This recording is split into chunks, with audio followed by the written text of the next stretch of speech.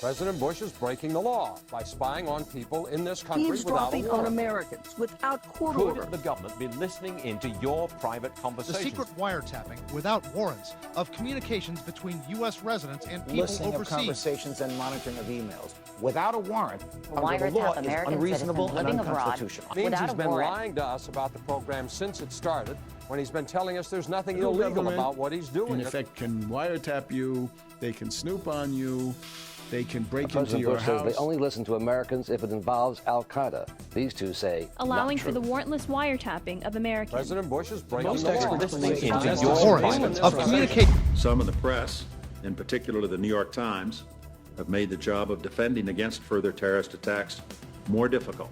We're at war with a bunch of people who want to hurt the United States of America.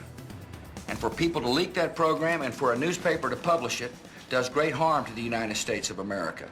They said all these publishers, the New York Times, the Washington Post, the Guardian, will have blood on their hands from publishing these stories. But when we look at it, we see that these threats, these statements from the government about what we, the public, simply cannot be trusted to know because this is knowledge that's just too dangerous, is actually not true.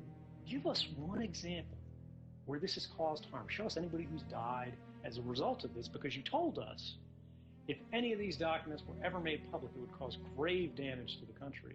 You notice there's a high correlation between how secret news is and how bad it is for the people.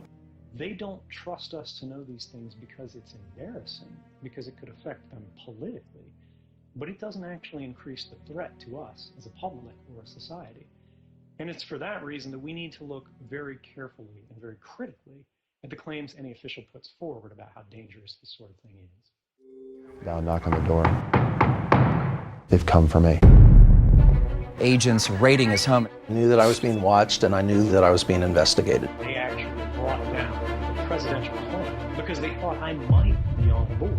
And there's no precedent for that. It never happened before. I remember telling my immediate supervisor, what are we doing? As here he is telling me, don't worry about it and don't ask any more questions.